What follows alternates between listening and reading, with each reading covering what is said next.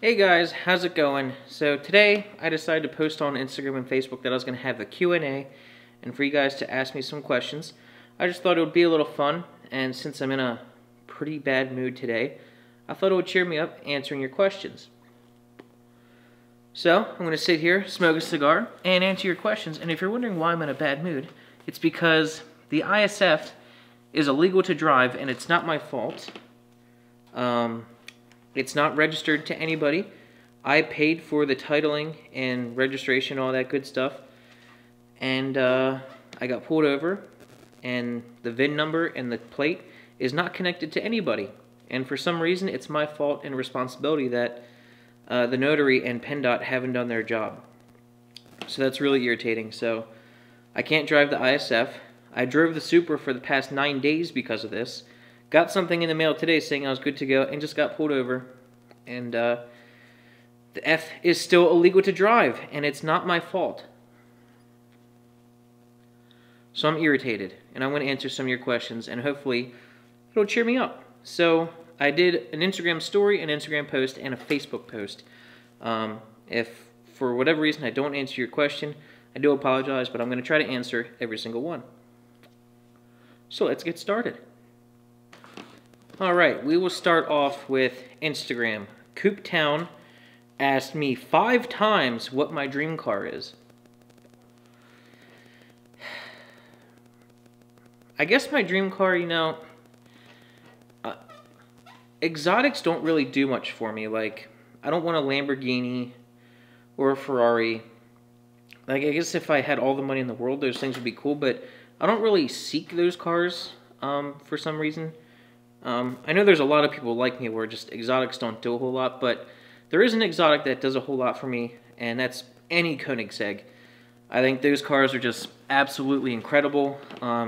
If you've seen the series on Drive, the YouTube channel Drive, I don't even know if that exists anymore, but they did a whole documentary on Koenigsegg, and it's just amazing. Like, Koenigsegg and Elon Musk need to get together and make a car, in my opinion, but any Koenigsegg would make me happy. The only name I know is the Agera and the 1-to-1, but any Koenigsegg would make a good dream car to me.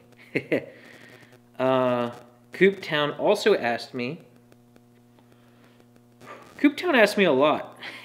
He asked me what my first car was.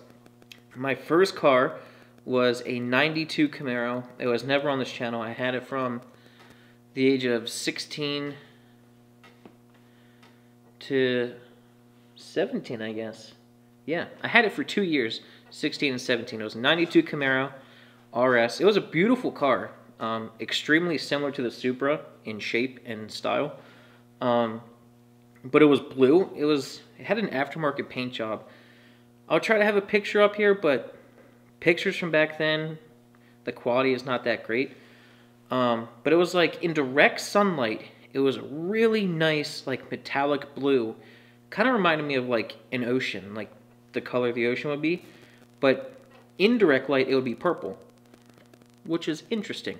The car was extremely slow and extremely unreliable. I did love it. It looked good, and it had T-tops, and I freaking loved the T-tops. I want to get another Camaro, but the car was just so unreliable. It only had 90,000 miles, and it was just about as unreliable as the Supra, and it was my only car, so I got rid of it for the spec. But I would totally get another one. Cooptown also asked me what the best car ever made was. I really have no idea. Probably from an engineering standpoint, amazing. I'd probably say one of the Koenigseggs, just the amount of crazy engineering that go into it. But from a reliability standpoint, probably a 90s Corolla or Camry is probably the best car ever made. Cooptown also asked me the worst car ever made.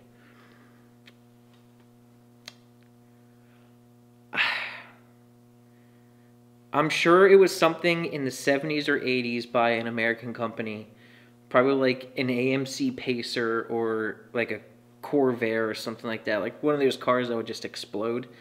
I don't really have an opinion on what the worst car is. I really dislike Volkswagens, but I wouldn't say that they're one of the worst cars ever made. Yeah, that's a tough one. There's a lot of bad ones. I'm sure it's probably something from the 70s or 80s, though. So I get Cooptown also said Connor or Cooper, so I guess his name is Connor. So thank you for those questions, Connor or Cooper. And my girlfriend trolled me and asked me a bunch of questions too, and she's demanding that I answer them.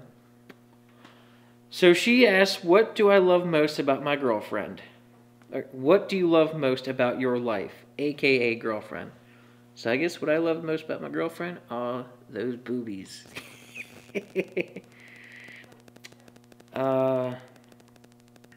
How beautiful is my girlfriend? The most beautiful woman in the world. When am I gonna wife it up? After I get a house. Alright. Old Man Loki. Judgment-free zone. Scale of 0 to 100%. How much would you sell the Supra? How much would you like to sell the Supra? Everything's for sale. Everything in my possession is for sale. Maybe a couple tools left. There's probably a couple things left behind from my father that I wouldn't sell, sentimental-wise, but pretty much everything is for sale.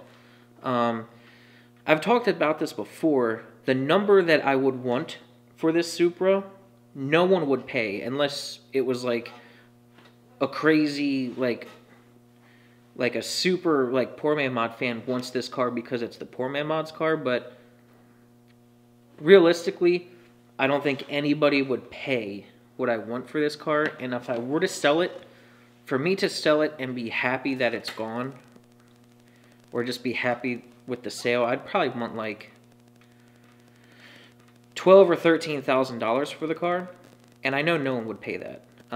If I were to sell it, it'd probably sell for like $5,000, and if you bought it, I'd say you're an idiot for buying it, just because this car is so modified and custom and pieced together.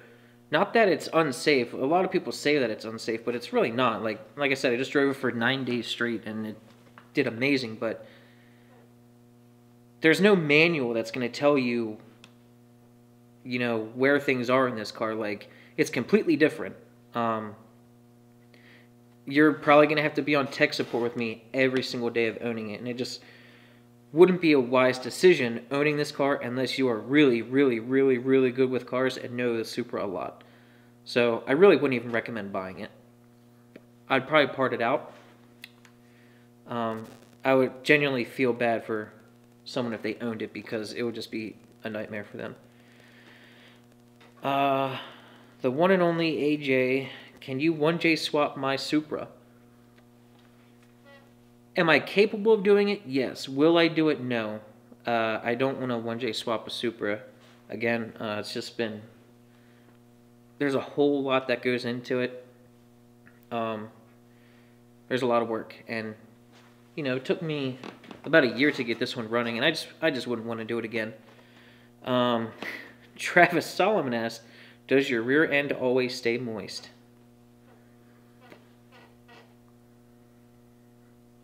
Sure. So this is a crappy crap. I can't bring up the whole question. S Cox 86, I believe it's Sean Cox, asked, whatever happened to Dan? So if you guys are OG followers of the channel, you know when it first started out, it was always me and Dan in these videos. And I'm going to spare you guys the details, because I don't need to stir a pot that's, you know, kind of already settled. But years ago, back in like 2014, Dan and I just had like a falling out back then, and it kind of like severely hurt our friendship back then. We're better now. I see him from time to time. I took him for a drive in the F, and I've helped him with his car a couple times, and I think he might be in a future video. I have a cube short shifter for his 240, but a couple years ago we just had a falling out, and yeah, you don't need to know the details on it, but yeah, we just had an argument, and it hurt us, which sucks. I definitely miss having him on the show. Like, I know the videos with us were good, and you know, there were a lot of it was entertaining, and it was good to have the banter back and forth. I definitely miss having a second person. So it sucks that it's just me now, mainly me. Oh, and okay, he had a 240SX, a red 240, not an RX-7, S Cox 86. Yeah, he had a red S13 on the channel that we did quite a few things on, rebuilt his engine and such. He sold that car after he SR swapped it, but he has another S13, which is much nicer. PJ Serta asked, am I using stock coils? How much horsepower am I making? So, I've done quite a few videos on this. I'm assuming he means ignition coils. I did a video on installing the LQ9, I believe they are, ignition coils on it, so I am not on the stock coils, I'm on the LQ9 coils. I had a video on why I needed 7 with the stock ECU, but now I'm on the Haltech ECU. I only need 6 ignition coils.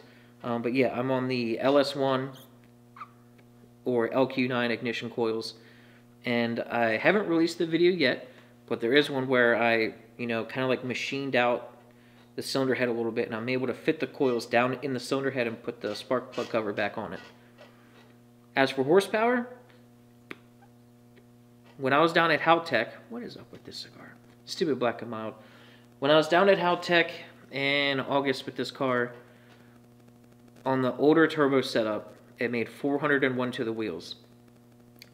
Since then, I'm sure you guys haven't seen the videos because no one's seeing my videos nowadays for whatever reason, but Turbo Lab of America, damn this thing.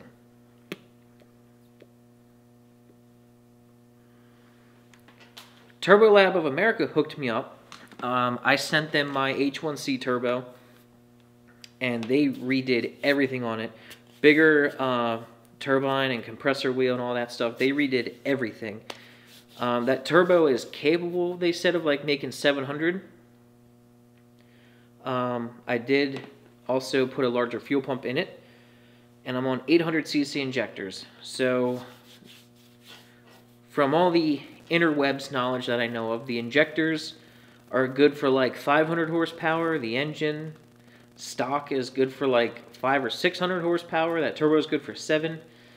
So my limitation right now, I believe, is my fuel system, my injectors. I would guess on the boost I'm running now, I'm on 20 pounds with that upgraded turbo, but I haven't tuned it yet. I might be at like 420, 430 right now, but the plan is to get it dynoed and to just max out the fuel system and see how much I can make. I'm hoping between 450 and 5, but we will see. John Tobias from Headlight Revolution asked, when and how did Poor Man Mods start? So, Poor Man Mods started back in 2011. I had my Nissan Sentra back then, and it started because I was on the forums a lot. I was, you know, doing a bunch of write-ups on how to do things on the forums, and I think someone said, hey, you know, a video would be really helpful instead of a write-up, and I'm like, hey, that's a good idea. So I did a video, and it helped a bunch of people. I don't even remember what it was. It wasn't even a Poor Man Mod video at the time, but it was fairly successful. So then I was going to college for film at the time, which was the biggest waste of time and biggest waste of money that I've ever done. But I decided to start a YouTube channel doing car videos. So it started with doing write-ups on forums, and just escalated from there. And now I'm here today working on a Supra and wasting a ton of money and doing videos for you guys. Yeah. So it started out on the forums just doing write-ups. Brad's brother Nathan, he asked, would I rather have an R34 Skyline or a 22B? Well, I'll tell you what, I never want to own another Subaru ever again. So although the 22B is cool, I don't want a Subaru ever again. After having my Legacy, I just never want one ever again. And I know I'm different than a lot of people. So R34 or 22B. To answer your question, R34. But if I could really choose, I'd want the R33. For some reason, I like the R33 more. That is my favorite Skyline. It's the ugly one, the bastard child, the fat one. Just like with the Supra, I'm not a huge fan of the Mark IV. I do like the Mark III Supra more. Some people agree, some people disagree. And I know the majority of people think the R34 is the best Skyline, which it may be the best Skyline. But my favorite is the 33. So I'd rather have a 33 over the 34, especially over the 22B. And let's see. Mark, who's been on this channel before with his GT350 and with his old classic Mustangs, his Instagram is the Roman Cobra. You guys should follow him. He does a lot of cool posts. He asked me what is my favorite car adventure story that I have. And I know he's asking me this because he recently just drove from basically Pennsylvania all the way out to Utah, I think, to the ST Academy. I think that's what it was, because he bought a brand new Mustang GT350, and when you buy that or the ST, you get to go to like this driving course out there. I believe it's the ST Academy, something like that. And I know his favorite car adventure story is probably that road trip that he did. And my favorite car adventure story is back in 2017, the winter of 2017, my friends and I took a trip out to Mammoth, California for snowboarding. We flew from BWI Airport in Maryland to Las Vegas. We got 2 rental cars in Las Vegas and drove through the desert up to Mammoth Lakes, California. And driving there, we weren't in the coolest of vehicles. We were just in non-turbo V6 Ford Explorers, the newer ones. So the vehicles weren't cool, but the drive was just amazing. Driving through the desert was just incredible. I want to do it again and again and again. So on the way to Mammoth Lakes, we left Vegas and drove to Death Valley, and which was kind of out of the way to go to Mammoth, but we wanted to see Death Valley and go down to Badwater and stuff. Just the whole drive was incredible.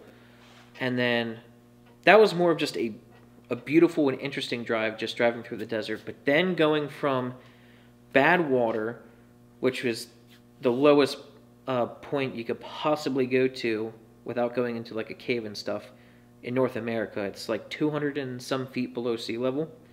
It's pretty crazy. Leaving from there to Mammoth Lakes was really cool because we were driving through like the mountains and canyons and stuff in the desert, and there's no guardrails, and you're like driving along cliffs, and it's sharp turns, and you could fall off and roll down a mountain for like hundreds or thousands of feet, and it was awesome. It was crazy and beautiful, and just driving through the canyons and mountains and all that, it was just awesome. If you ever get the chance to drive out there, I totally recommend it, because we were originally going to fly out to California instead, but we decided to do that mini road trip from Vegas to Mammoth because the drive was just incredible. The drive back, we went a different way. We went directly from Mammoth to Vegas, so it was a slightly different route, and that drive was also just awesome. I remember there was this one stretch of road, it had to be at least 5 or 7 miles long, in a valley, and completely flat and straight, and the cars were governed at like 110 miles an hour, but we just drove flat foot in those things just as fast as we could, and you know, it wasn't a problem. Yeah, just driving and hauling ass through the desert and the mountains was just incredible. I would love to do it again, but maybe rent like a Corvette or a Mustang in Vegas and do that trip in a like a sports car. That would be just amazing. Let's see. Any more questions? That was all the Instagram questions. Let's go to Facebook now. I think there's... So, Ron from Yoda Connectors said goats and the Supra. I guess he just wants me to tell you how when I bought this car, if you guys saw the video of when I first bought this car, it sat next to a goat for like 12 years. So in that video, you actually see the car sitting next to a goat pen. And it was a live talking goat that he was in the video, and I don't know, it was just hilarious that this thing sat next to a goat pen for 12 years, and when you got in it for the first time, it did smell like a freaking goat. Not too much of a story there, but yeah, just it sat next to a goat, and there's video evidence of that in the very first video. And Rob Meadows, or Wire from My Local Advance Auto, asked, what about George? And we're not going to talk about that because that is what got me banned from YouTube when I made my first YouTube account. Alright? Rick said drinks on Freddy. No, drinks are not on me because this is Poor Man Mods and I can't afford it, especially now that I have an ISF.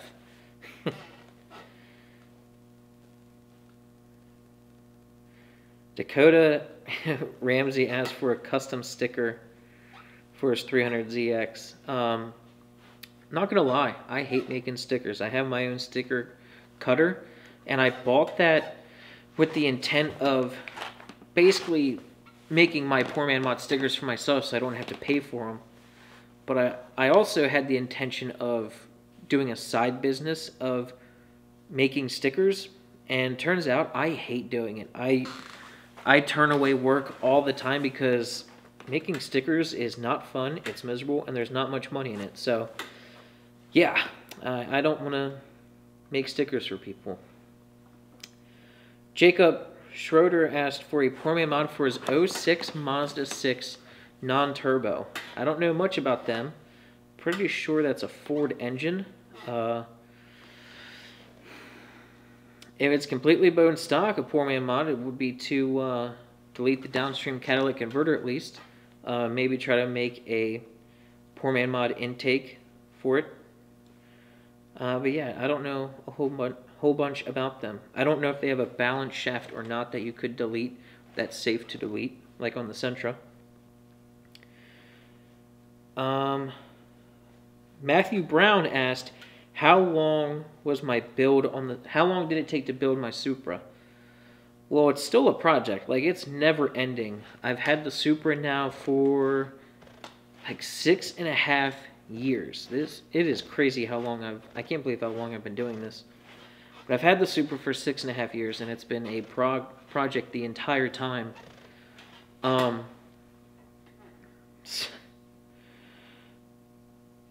So, I mean, really, the build isn't finished. I mean, 6.5 years, but if you want to say, like, how long did it take for me to get the car and get it to the point where it was, like, drivable, that was probably 2 years. It took me probably 2 years to swap the engine and get things sorted out. Because there was a time, I want to say back in, like, 2014, where I daily drove this car for a couple of months. Like, I was driving it to work in college, like, every day. That was probably before I took the twin turbos off. Yeah, so, I don't know, 2 years, and it was daily drivable, and then I just completely destroyed it by changing everything on it. Yeah, so it's a never-ending project. And he also asked, do I still plan on adding to the Supra? Yes. Nothing major. Like, it's always broken, so there's always something that needs to be fixed. But one thing I want to do is, like, a big old drift wang on the back of it. No idea when I'll get to that, but I would like to do that at some point, just to make it completely ridiculous. And I want to dyno tune it. see how much power it's making with that new turbo. And yeah, there's nothing else I can think of right now, but I'm sure something will come up. And Tony, for the last question, asked, when am I going to drift the Supra? And I know everybody is wondering about that. And I gotta tell you, it's just not a priority. Like, I know I started the series calling it a drift missile, and I'm sure a lot of you are disappointed, but, you know, it's just not a priority for me to get it to a drift event. Like, my life is just so busy, and I don't know, like, I would like to go to a drift event, but because of where I live and I don't have a truck, the whole logistics of making it all work is just a really big hassle for me, and I don't know. So that's it for this Q&A. Not too many questions. I kind of did this on short notice, so hope you guys enjoyed this video. Don't hate me too much for not drifting this thing. But I hope you guys stick around for future content on the ISF. And yeah, I will see you guys in the next video. Peace.